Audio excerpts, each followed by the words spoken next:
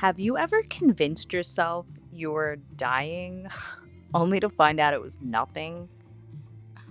Because I have. More times than I'd like to admit. My husband actually has a nickname for it. He calls it Dr. Google. And honestly, Dr. Google has the worst bedside manner.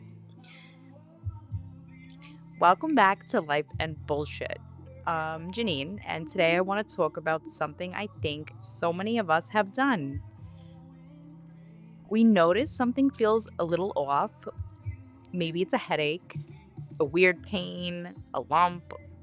Maybe your heart starts racing for no obvious reason. So naturally, we grab our phones. We tell ourselves, I'm just going to go do one quick search. Then somehow, 20 minutes later, we've diagnosed ourselves with 3 rare diseases, convinced ourselves we have 6 months to live, and we're mentally planning how we're going to tell our family. How does that happen?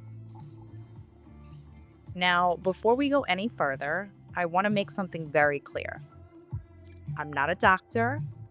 If you're experiencing symptoms that concern you, please don't ignore them. Make an appointment with your healthcare provider. This episode isn't about avoiding doctors, it's actually the opposite. It's about what happens when anxiety grabs the steering wheel before we ever get there. I've been thinking about this a lot. As many of you know or don't know, I've been dealing with a lump in my neck that's been coming and going for a while now. Um, and to be honest, there were a few days, even weeks, where I went down every rabbit hole imaginable. I'd read one article, then another, and I'd end up on a discussion board where someone had symptoms that sounded like mine, and before I knew it, my brain had decided the worst.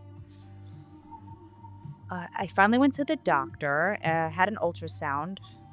Thankfully, they didn't find any tumor or anything concerning. They believe it's a swollen gland. So I made a follow-up appointment with the appropriate doctor because I still want answers. And that's okay.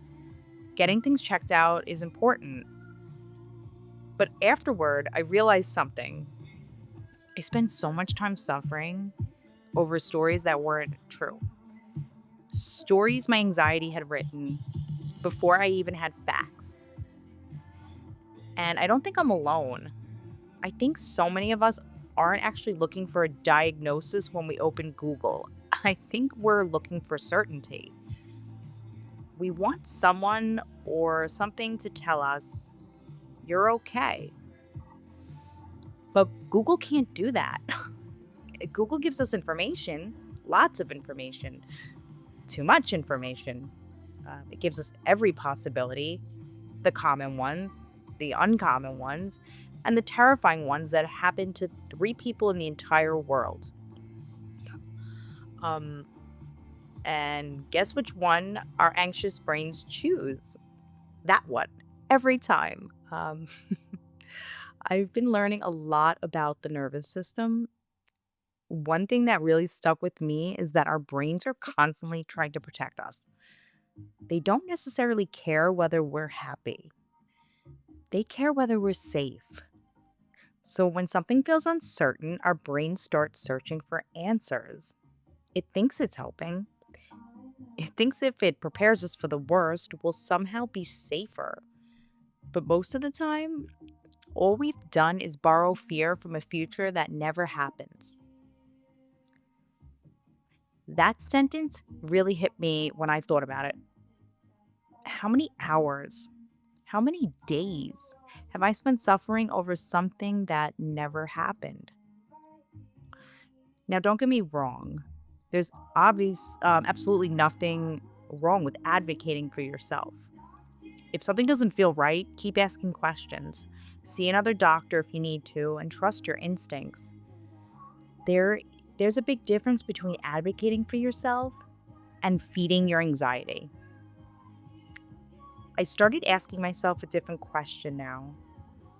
Instead of opening another browser, I stop and ask, Am I looking for information or am I looking for reassurance? Because those are two very different things. Sometimes the bravest thing we can do is make the appointment, then close the browser. Let the professionals do what they're trained to do. Waiting is hard. Uncertainty is uncomfortable. I still don't like it. I'm learning right alongside you, but I'm also learning that uncertainty doesn't automatically mean danger. Sometimes it's just uncertainty. If you ever found yourself with an appointment scheduled, but somehow you're still awake at 1 o'clock in the morning scrolling through medical websites, you're not alone. I've been there. Maybe you're there right now. And if you are, I hope this episode reminds you to be kind to yourself. Take a deep breath, trust the process, get checked if something concerns you. But don't let Dr. Google convince you of a story that hasn't been written. Thank you so much for spending these few minutes with me. If this episode made you think of someone who could use it, I'd love if you'd share it with them. And until next time, take care of your body, take care of your mind, and remember, not every symptom is a catastrophe. Sometimes it's just our anxious brains trying a little too hard to protect us. Until next time.